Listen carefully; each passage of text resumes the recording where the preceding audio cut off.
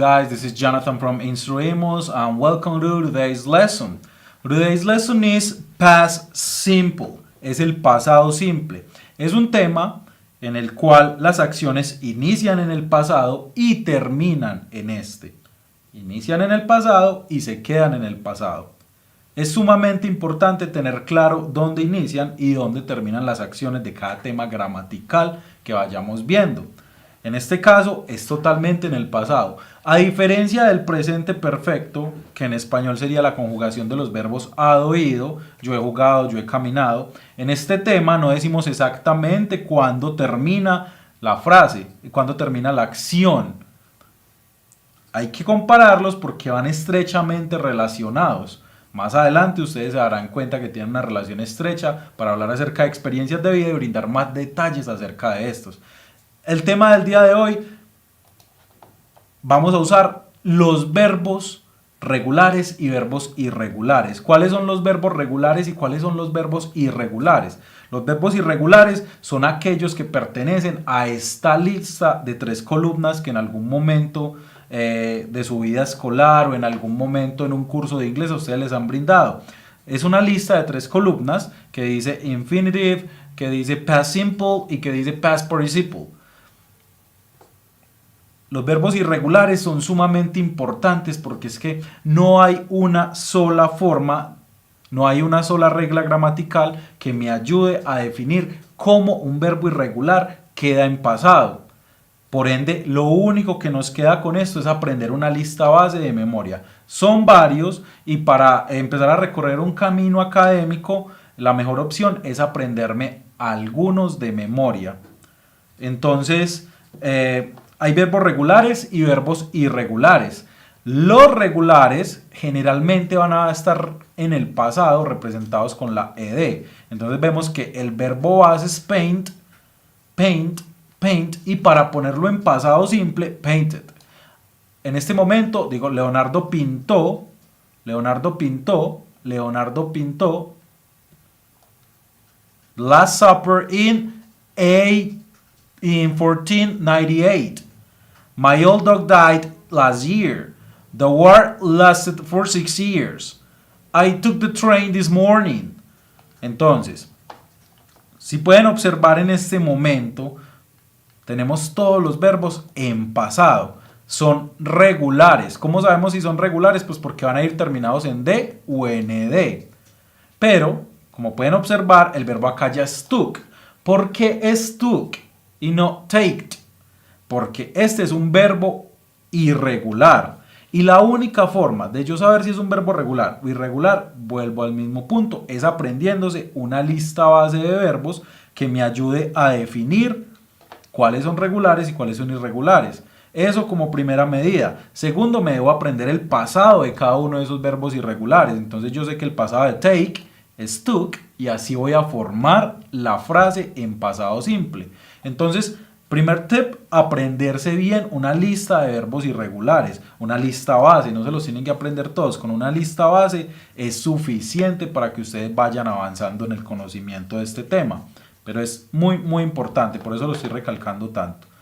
Entonces, I took the train this morning. Yo tomé el tren esta mañana. Ya yo sé que esto es un verbo irregular porque no tiene la ed. Algunos verbos irregulares, como por ejemplo learned, tienen varias opciones, tienen 2 opciones. Pueden ponérsele ed en el caso de learned o puede ponérsele t al final y queda en pasado. Pero esto no sucede con todos, entonces volvemos al mismo punto, aprenderse una lista. Ahora vamos a observar ejemplos en su forma afirmativa, negativa e interrogativa. ¿Qué pasa? Lo primero que yo analizo cuando observamos estos ejemplos es si el verbo es regular o irregular. En este caso tenemos un verbo regular. ¿Cómo sé que el verbo es regular? Porque le estoy agregando ed. Entonces, I worked from home. Yo trabajé desde casa. Es una acción que inicia y termina allá. Pero también tenemos un ejemplo con un verbo irregular. ¿Cómo sé que es un verbo irregular? Pues miren que la configuración del verbo está cambiando parcial o totalmente. Otra cosa, si yo no me sé la lista de los verbos, no voy a saber, por ejemplo, que el presente de ese verbo que tengo ahí es eat. porque si no tengo la lista en mente, pues no voy a saber cuando me entreguen el verbo en pasado cuál es su respectivo presente. Entonces, I ate an orange. Yo comí una naranja. Yo comí una naranja. Estos verbos solamente van a estar modificados, sea regular o irregular, solamente los voy a modificar en su forma afirmativa. Siempre que esté presente el auxiliar en la frase en forma negativa o interrogativa, el verbo va a ir en su estado natural o presente. Eso nos remite otra vez a lo de los verbos irregulares. Si yo no sé cómo es el presente del verbo ate, tampoco voy a poder hacer la estructura gramatical de la forma negativa y de la forma interrogativa. Entonces vamos a mirar. La forma negativa sería I did not eat an orange. I did not eat an orange. Yo no comí una naranja.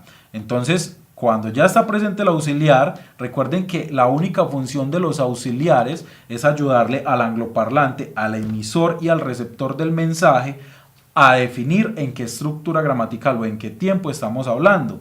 Entonces, el did en sí no tiene ningún significado. Cuando lo junto con not, yo ya sé que estoy haciendo la forma negativa del pasado simple. Lo mismo en su estructura interrogativa. El did en sí no tiene ningún significado. Cuando lo pongo de primero, sé que estoy elaborando una pregunta y sé que la estoy haciendo en pasado simple. Entonces, I did not eat an orange. Yo no comí una naranja. Debo poner el verbo en su estado natural presente. Miren cómo era en pasado, era ate. Pero al ponerlo en forma negativa regresa a su estado natural presente, eat. Por eso es importante el aprendizaje de los verbos irregulares. Ahora, con work, que es un verbo regular, es más fácil. Simplemente le voy a quitar la D o la ED. Pero incluso de esta manera necesito un conocimiento base de la configuración inicial del verbo. Es decir, yo necesito saber que la palabra trabajar se escribe así, para saber si le quito solamente la D o le quito la ED. Entonces, did you work from home? ¿Trabajaste desde casa? Entonces el did lo único que me dice es, esto es una pregunta, es en pasado, no adquiere ningún significado, pero es necesaria para la estructuración de dicha pregunta. Entonces tenemos algunos ejemplos con el verbo arrive, change and love. Dice, llegué hace 5 minutos. I arrived 5 minutes ago. Yo llegué hace 5 minutos. Pueden observar, el verbo está modificado en casa. Ustedes, ¿es regular o es irregular? Por supuesto que es regular, ya que va terminado en ed. Va terminado en ed. Este sería regular o irregular. En este caso, este verbo sería regular. El verbo base es change. Entonces simplemente le agrego la D para formar el pasado. Jonathan, ¿yo cómo sé si le agrego D o ED? Hay unas reglitas que siempre están en los libros. Es responsabilidad de ustedes estudiarlas porque como pueden ir comprobando, es sumamente importante conocer esos aspectos pequeños pero que hacen la diferencia en la gramática. Por ejemplo, aprenderse las reglas de los verbos en pasado simple. El verbo loved, que he loved his wife, él amaba a su esposa. De nuevo, otro verbo regular. Le tengo que agregar ed. Ahora, vamos a observar cómo funciona el pasado de algunos verbos, como lo son el do, el to be y el have. ¿Qué pasa? Que para el to be vamos a tener dos presentaciones en pasado, uno para terceras personas singulares y otros para las demás personas que funcionan como sujeto. Es decir, para I, you, para I, he, she, vamos a usar una palabra que va a ser was.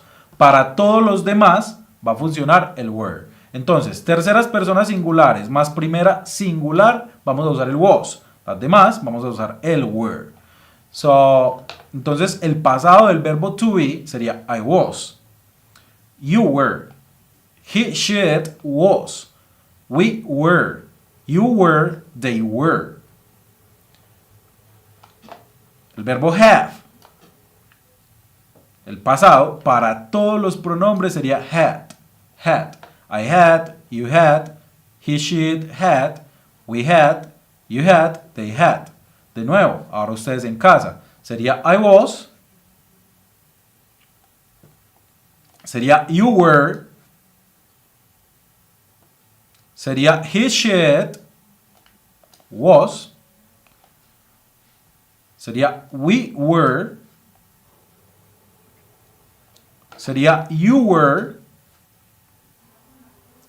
Y sería they were.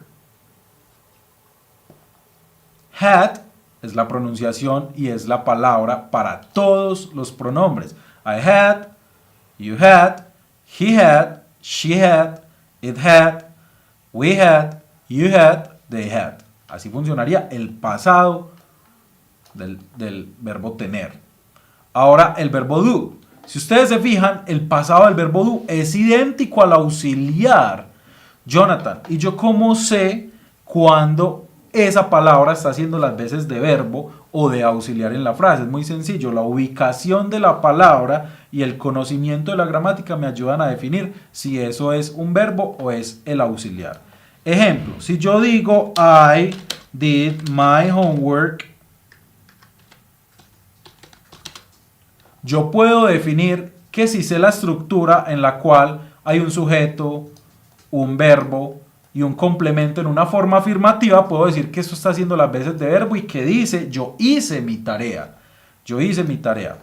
Ahora, ¿por qué va a ser tan difícil que se confundan si manejan este concepto básico? Porque la forma negativa de esa frase sería I, ¿cómo se niega en pasado simple? Usando el didn't. O si ustedes quieren, pueden usar el do not, que es exactamente lo mismo. El did not, I'm sorry.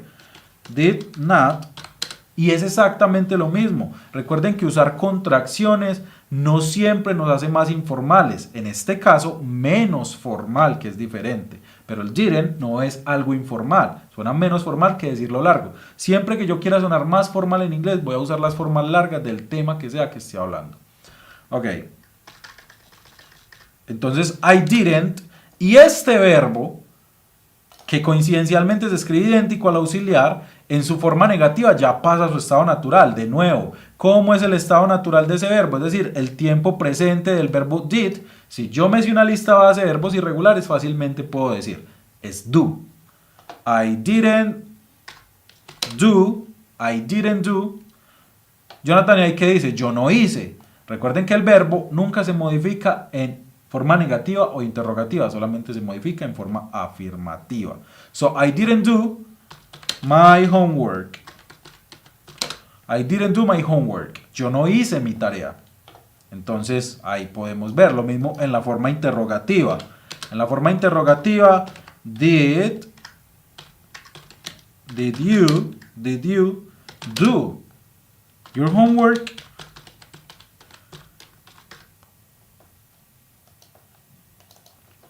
Hiciste tu tarea, uno es auxiliar, el otro claramente es verbo y no hay cómo confundirse ambos en la frase.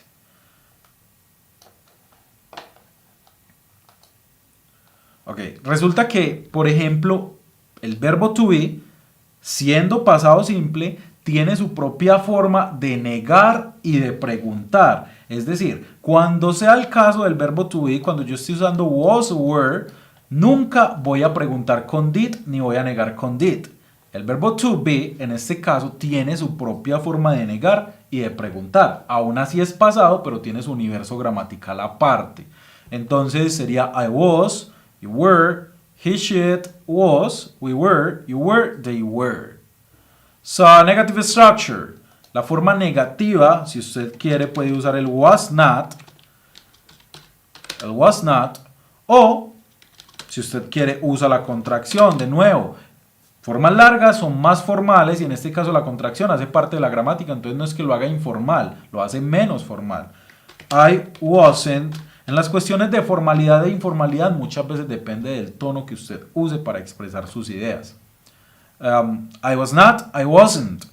Cualquiera de los dos estaría bien. Y con were sería were not o weren't. So, I was not, I wasn't.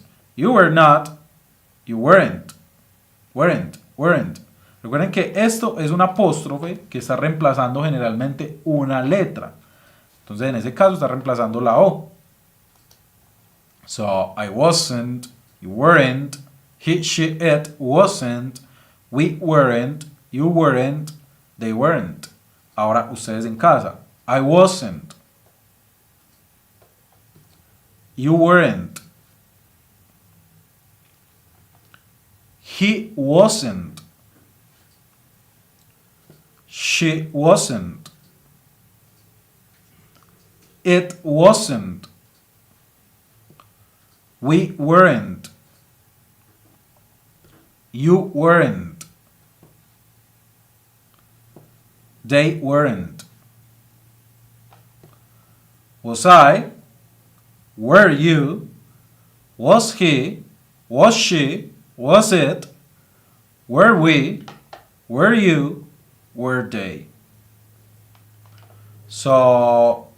Entonces tenemos la forma interrogativa y es sumamente importante el hecho de que usted cuando está usando una forma interrogativa ponga un tono que le ayude a definir al receptor del mensaje o a quien está leyendo. En este caso no sería importante el tono, pero entonces conservar la estructura. Es importante tener estas cosas en cuenta porque hacen la diferencia. Al hablar, poner un tono.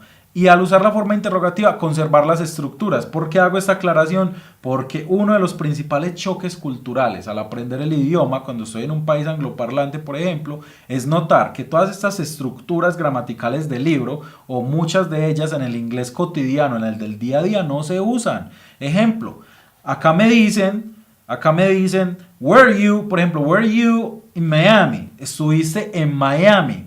Estuviste en Miami. Esa sería la forma de preguntar, poniendo primero el verbo to be, que también funciona como auxiliar, el sujeto y luego el complemento. Were you in Miami? ¿Estuviste en Miami? Yo ya sé que por norma gramatical debe ser así, pero perfectamente me puedo encontrar con gente que simplemente me diga o me escriba, ¿you in Miami? ¿Tú en Miami? Y eso rompe cualquier estructura gramatical. Entonces es sumamente importante que ustedes tengan en mente que estas estructuras en el mundo académico son para cumplirse y son parte de la lengua. Ahora, la traducción del was y el were. Recuerden que el was era ser o estar, es el pasado de ser o estar, entonces es era, estaba, y hay una pequeña confusión cuando el alumno lo traduce como fui. Porque es que cuando lo digo, por ejemplo, I was a doctor, yo fui un doctor, yo era un doctor. En este caso, muchachos, si ustedes lo quieren traducir como yo fui un doctor, está bien, yo era un doctor, está bien. Pero entonces, por ejemplo, cuando yo dije I was in Miami, I was in Miami. So, yo estuve en Miami. O si yo digo I was a doctor, de nuevo, yo era un doctor o yo fui un doctor. El alumno cuando traduce esta frase como fui, tiende a pensar que este verbo to be también se puede usar como verbo de desplazamiento de un lugar A un lugar B, y no funciona de esa manera. Cuando yo lo que quiero expresar el desplazamiento de un lugar A un lugar B, el verbo va a ser go to, que en pasado sería went to. Entonces, mucho cuidado con la traducción que se presta para esta pequeña confusión. Cuando uno lo traduce como fui, lo interioriza y cree que para decir ir de un lugar a un lugar B también se va a usar el was. No, no funciona de esa manera.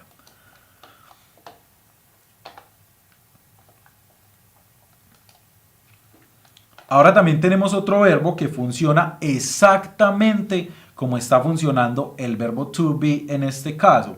¿Cómo está funcionando? Con su mundo gramatical aparte, pero aún así es pasado.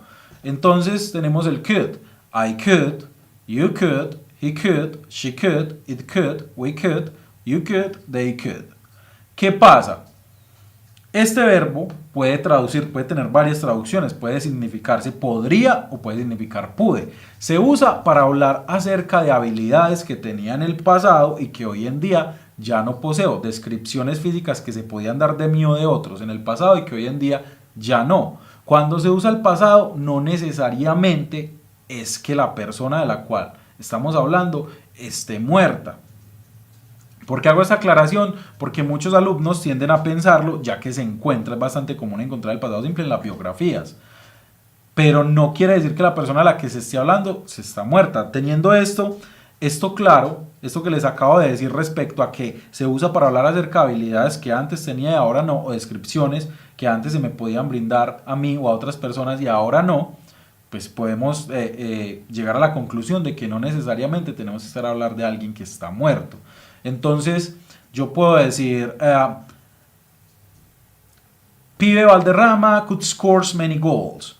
El pibe pudo anotar muchos goles, porque hoy en día él ya no es, ya no tiene la misma profesión que tenía antes, ya no es deportista, antes era futbolista y en ese momento pudo hacerlo, pero hoy en día ya no. Acciones que inician y terminan en el pasado. Y le estoy dando una cualidad de goleador que hoy en día ya no posee, pero no porque esté muerto necesariamente. Ok, entonces la pronunciación sería could. I could, you could, he could, she could, it could, we could, you could, they could. We got a negative structure, which is could not, or couldn't. Couldn't. You see? Could not or couldn't. Lo mismo. Si uso la forma larga, estoy siendo más formal. Si uso la forma contraída, lo que estoy haciendo es sonando un poco menos formal.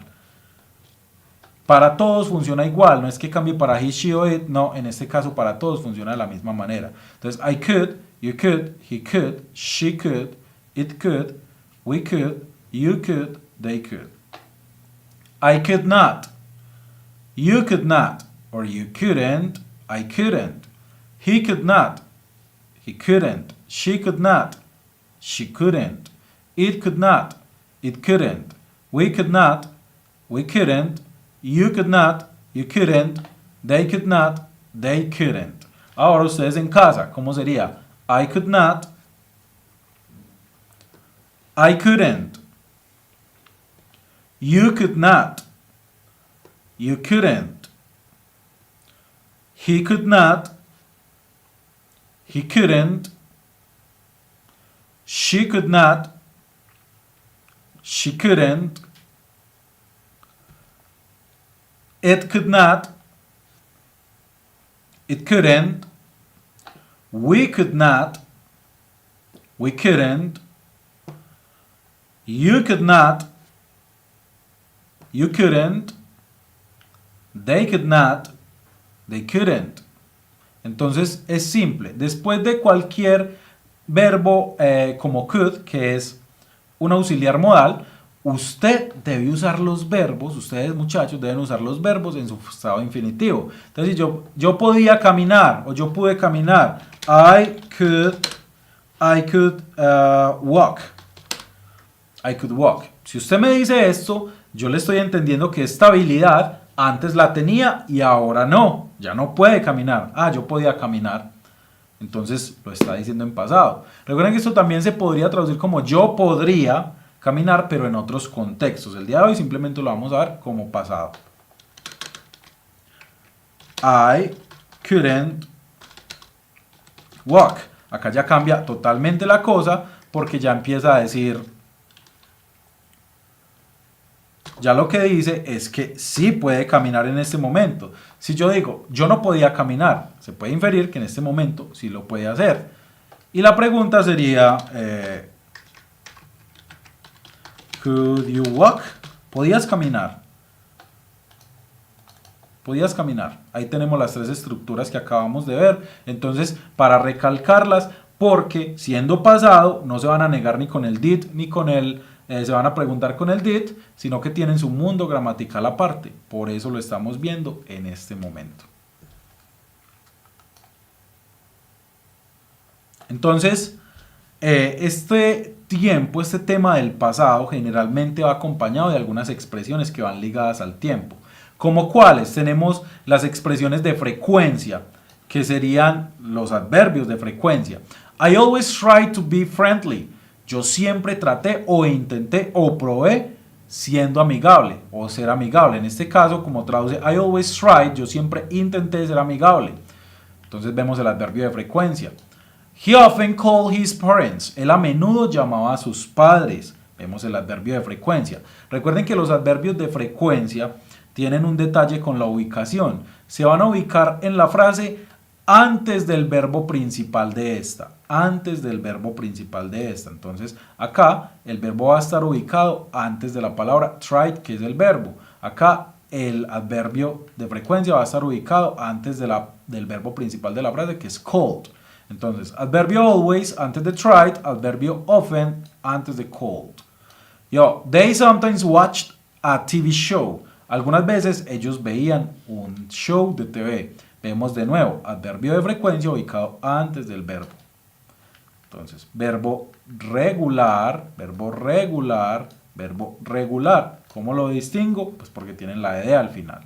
También tenemos expresiones que indican un tiempo determinado. Entonces dice, the cathedral was finished a century ago.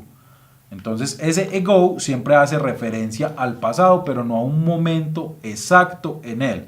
Siempre hace referencia a el pasado. Entonces si yo tengo una palabra como century, que significa siglo, y le pongo el ago, hace un siglo. Siempre hace referencia al pasado, hace un siglo. So, lo mismo si yo digo year. So, the cathedral was finished a year ago. Hace un año. Entonces, hace un año. He sailed to the Caribbean last year. Acá lo tenemos. Hace un año. El último año. El año pasado. Entonces, este last también siempre hace referencia al pasado. So, he sailed to the Caribbean last year. Ya sé que al ver este last, debo estar hablando del pasado. Como verbo, esto puede significar otra cosa, pero entonces tendría otra ubicación en la frase. Como verbo es durar. Pero entonces es fácil definirlo porque esto generalmente va acompañado con una parte del día, del año, con un mes. Y es fácil deducir el significado porque van al final de las frases. Pueden ir al principio o al final básicamente. Entonces tenemos esta que dice, last week they fired 100 employees. La semana pasada ellos despidieron 100 empleados. Entonces, last week, semana pasada. Last night I cooked dinner. Vemos que pueden ir al principio o al final. Esta ago tiene la particularidad de que generalmente vas al final siempre después de una palabra que haga referencia a tiempo. Año, siglo, día. Entonces, century ago. Si se fijan, las que van con last pueden ir al principio o pueden ir al final. Tenemos las expresiones de tiempo indeterminado. So, long time ago, humans lived by hunting and gathering. Entonces, hace mucho tiempo, no decimos exactamente cuándo, no nos damos a una idea más exacta como las de arriba. Long time ago, humans lived by hunting and gathering. Hace mucho tiempo, los humanos vivían de la cacería y de la recolección. When I was a child, I traveled to India with my family. Cuando yo era un niño, viajé a India con mi familia. The other day, she received a strange message. El otro día, no decimos cuándo exactamente, ella recibió un extraño mensaje. Entonces, podemos observar de nuevo. Was, verbo regular o verbo irregular. Es un verbo irregular. ¿Cómo lo defino así de fácilmente? Porque me dio una lista. He sailed. ¿Verbo regular o verbo irregular? Pues verbo regular. Tiene ed. Verbo regular, verbo regular, verbo regular, verbo regular, verbo regular. Ahora tenemos un ejercicio que es bastante común en cualquier prueba de estado o en la forma de evaluar en este país, que son los ejercicios de fill in the gaps. Se llaman textos incompletos y siempre buscan evaluar la gramática y el vocabulario. En ocasiones solo gramática. En esta clase de ejercicios es difícil que solamente se le pregunte por el tema que se está viendo.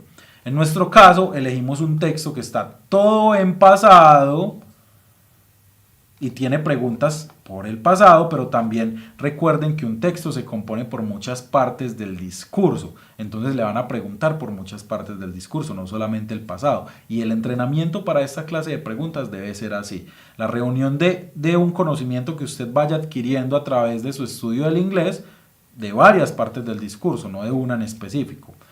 Entonces empezamos, dice, historians disagree the hot dog's origin story. Entonces, siempre es recomendable que se tenga en cuenta el contexto previo y el contexto posterior. ¿Por qué hago esta aclaración? Porque siempre que el alumno o muchos de ustedes llegan al primer punto o a cualquier punto, empiezan historians disagree, disagree, y empiezan a analizar las opciones. No, la mejor forma de abordarlo es tomar en cuenta el contexto previo y el contexto posterior. Porque muchas veces el contexto posterior me puede ayudar también a definir la respuesta. Mejor dicho, siempre es recomendable hacer todo el contexto, el previo y el posterior, antes de tomar una decisión. Entonces vamos a analizarlo parte a parte. Tenemos en el punto 1 varias preposiciones. On, in, with, to. ¿Qué pasa? Tenemos varias preposiciones. Acá lo que se me está preguntando es conocimiento gramatical. Yo sé que la preposición con el verbo estar de acuerdo o en desacuerdo siempre va a ser with. La respuesta es la C. Cuando yo quiero hacer énfasis en con qué o con quién estoy en acuerdo o en desacuerdo, la preposición fija a el verbo disagree va a ser with. En este caso, la opción correcta es la C. The hot dog's origin story, con la historia del origen de los perros calientes. But many credit Charles Feldman, pero muchos se lo acreditan a este personaje, a Charles Feldman. He was a Coney Island pie wagon vendor. He is credited with, entonces, he is credited with, dice, él era un vendedor de pies en carrozas. Este pie wagon es lo que hoy en día serían los food truck. En ese tiempo, en ese momento, se vendían en carrozas. En este tiempo, en carros o en camiones. La comida, pues, hablando de los food trucks. Vendor. He is credited. En este caso digo credited porque cuando tenemos un verbo que es terminado en este sonido de la T, yo voy a pronunciar la ed como id. So, credited. En ese caso.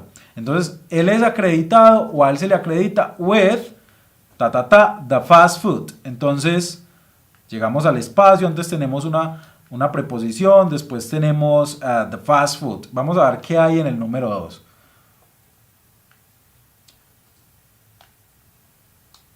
Tenemos invents, invented, inventing, invents. ¿Qué pasa? Cuando ustedes analizan la frase, se dan cuenta que acá tienen una preposición. En esa preposición hay una reglita. Y es que si yo voy a usar un verbo después de with, como preposición, ese verbo debe ir en gerundio. Es decir, con ing. Es decir, que la palabra sería inventing, inventing, inventing. So, we're inventing the fast food. A él se le acredita la invención de la comida rápida. Entonces lleva el verbo en gerundio, que sería la opción C. He, blah, blah, blah, had ducks hunt, sausages in meal rolls as early as 1867. Listo. Entonces tenemos el contexto, empieza con el sujeto y luego hot ducks hunt. Los ducks hunt son los perros calientes. Entonces en el espacio 3 vemos las opciones serves, served, serving, served. Acá la solución se encuentra un poquito más fácil. Vemos que el texto es de historia y pues estamos hablando en pasado. Cuando analizamos la corriente del texto previo a donde llegamos, podemos concluir que el verbo usar debe ir en pasado. Como es un verbo regular, yo sé que debe ir con ed. Pero para llegar a esta conclusión me debo saber una lista base para así descartar o conocer el verbo ser previamente para saber que es un verbo regular. Entonces simplemente con ed. Él servía perros calientes as early. Entonces esto es una fórmula que está fija. Entonces miren que le preguntan a nivel gramatical, a nivel lexical. Es una fórmula que está fija y el tema de hoy nos sirve para comprender el verbo en general. Cuando miro las opciones del punto 4, yo veo que tengo for, from, as, till. Yo como fórmula fija lo conozco as. Entonces, as early as, pero la traducción me va a dar como tan temprano como en... Resulta que es una fórmula fija para decir ya en, entonces as early as ya sería como ya en 1867. Entonces, si usted no conoce esa formulita, o mejor dicho, esa traducción de esa frase, pues difícilmente va a llegar a la respuesta. Por eso es importante el estudio autónomo a través de las series de televisión, a través de la lectura, a través del desarrollo de ejercicios en casa, porque le van dando a uno el conocimiento que muchas veces le queda haciendo falta en el colegio. Lo ideal sería que usted no saliera con estos espacios, pero pues por cuestiones diversas sí los va a tener, y usted es el único que se va a poder ayudar con el idioma. The National Hot Dog and Sausage Council says Feldman opened a hot dog stand on Coney Island. This was, entonces, el Council Nacional de Hot Dogs dice que Feldman abrió un stand de hot dogs en Coney Island. Coney Island es un lugar. This was, bla, bla, bla, 1871. Entonces, vamos a ver qué opciones nos brinda el espacio 5. Tenemos of, at, on, in. Si yo he estudiado la gramática juicioso cuando en su momento se me explicó, yo sé que la preposición cuando quiero hablar de los años es in. Entonces, en este caso, in para hablar de los años. Porque el alumno promedio tiende a pensar que en inglés, siempre que yo quiero decir en, lo voy a resolver con in. Y resulta que no. Por ejemplo, si yo quiero hablar para un día de la semana, para decir el sábado, si yo quiero decir el fin de semana, yo no voy a usar tal cual la traducción de la palabra el. Yo voy a usar otra preposición como lo es on. Por ejemplo, para decir el sábado, on Saturdays. Para decir los domingos, on Sundays. ¿Qué pasa? Lo que quiero mostrar con esto es que son palabras y preposiciones que hay que aprenderse de memoria, porque tienen unas reglitas que van ancladas a otras palabras. Entonces es sumamente importante, ya ustedes lo están viendo, para encontrar la respuesta del número 5, debía saber que la preposición correcta para hablar acerca de las fechas es in. Seguimos. He, bla, bla, bla, 3,684 sausages that year. Entonces dice, él, bla, bla, bla, 3,684 salchichas ese año. Vamos a ver qué nos ofrece el punto número 6. Tenemos sell, selling, sells, sold. Volvemos al cuento de los verbos irregulares. Si yo ya he estudiado los verbos irregulares y me hice una lista base, que este verbo siempre está en una lista base, yo voy a saber que el pasado de este verbo, el pasado simple de este verbo, va a ser sold.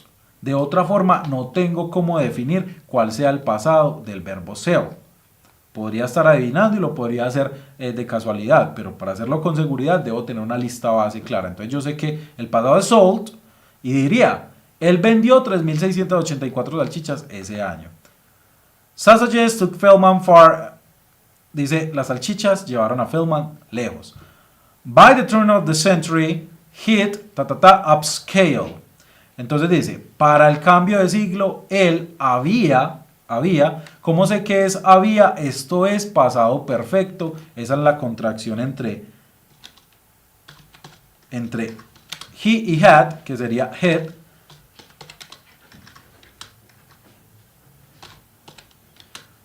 Y cuando yo he estudiado este tema previamente, yo sé que los verbos ahí tienen que estar en pasado participio, es decir, en la tercera columna de los verbos irregulares, o con ed, como los hemos visto el día de hoy. Entonces voy a observar el número 7, y oh sorpresa, es un verbo irregular. De nuevo, si yo no me sé esa lista, entonces no voy a saber cuál es el pasado participio del verbo go. En este caso sería gone. Cuando usted mira la lista, a ver, go, went, gone. Entonces, he'd gone upscale sería como él había subido de nivel. Y para yo definir qué verbo iba acá, tenía que saber la lista de los verbos irregulares. ¿Por qué usé este tema que no habíamos visto el día de hoy? Porque cuando yo quiero hacer énfasis en una parte específica del pasado, ese es el tema que voy a usar. Y si ustedes se fijan, en este momento esta frase me funciona para hacer énfasis en algo que sucedió específicamente en el cambio de siglo. Sigue siendo en el pasado, pero es un momento específico del pasado. Entonces, he created Feldman's German Gardens. Él creó los jardines de Feldman. It was a huge complex of bla bla bla on Surf Avenue. Entonces, era un gran complejo de, vamos a ver qué nos ofrece. on Surf Avenue, en la avenida Surf. Vamos a ver qué nos ofrece el punto 8. Dice libraries, restaurants, gas station, pharmacies. Este es uno de esos puntos que nos va a entregar la respuesta no por conocer la gramática, sino más bien por haber entendido el texto en general. Entonces dice, era un gran complejo ¿de qué estamos hablando? De comidas. On Surf Avenue, en la Surf Avenue, en la avenida Surf. Entonces me dicen, era un gran complejo de bibliotecas, restaurantes, gasolinerías o farmacias. Pues el tema es comida, la respuesta debe ser restaurantes. It employed 1,200 waiters. Empleó 1,200 meseros. Seafood became Feldman's specialty. La comida de mar se convirtió en la especialidad de Feldman's. ¿Qué pasa? Este verbo es un verbo irregular y si yo no me sé la lista no voy a saber leerlo ni voy a saber el significado. Sumamente importante, como se habrán dado cuenta que toda la clase les he recalcado, aprenderse una lista de verbos irregulares. But he still had 7 grills dedicated, bla bla bla, hot dogs. Vamos a ver qué nos ofrece el punto 9, dice. Pero él todavía tenía 7 parrillas dedicadas los perros calientes, debe decir eso, dedicada a los perros calientes. Esto es una preposición fija que siempre uso con el verbo dedicated cuando yo quiero decir dedicarle a, dedicado a. La preposición fija siempre es to. To, eso es algo que debo aprender con estudio. O sea, eso es carpintería. Usted debe estudiar. Si usted no va leyendo, si usted no va adquiriendo hábitos de estudio del inglés, muchas de estas cositas se le van a escapar porque no está en el libro, no está en el currículo sugerido, no está en lo que le van a enseñar en el colegio, entonces corre por cuenta suya. Expandir su conocimiento con el idioma es su responsabilidad. En el lugar de estudio se le pueden brindar las bases, pero es su responsabilidad expandir el conocimiento. Entonces, acá en este espacio podemos observar que tenemos 10 cents a piece. Como por 10, él vendió, bla, bla, bla, por 10 centavos la unidad, llamémoslo así. ¿Qué pasa? Al observar las opciones de respuesta, tenemos me, tenemos them, tenemos him, tenemos her. Son pronombres objetos, pronombres que comúnmente van después de un verbo y no antes. Es decir, cuando yo voy a usar un pronombre después de un verbo, no voy a usar el I, you, he, she, it, los pronombres convencionales, sino que uso estos. Ahora, ¿de qué estamos hablando? De los perros calientes. Y dice, en 1910 él los vendió, se está refiriendo a los perros calientes, por ende la respuesta es them. Recuerden que el them o el they se usa para personas en plural o para cosas también en plural. Entonces, para hacer referencia a los perros calientes, them. No puede ir they porque ya les acabo de explicar. Sold. Después de un verbo, un pronombre objeto. Entonces, sold them for 10 cents a piece. Entonces, él los vendió por 10 centavos la unidad. So, guys, that was it for today. Fue todo por hoy, muchachos. Espero que les haya quedado claro. Recuerden que la adquisición de más conocimiento del idioma, la mayoría del tiempo, corre por cuenta de ustedes. So, that was it. Bye bye.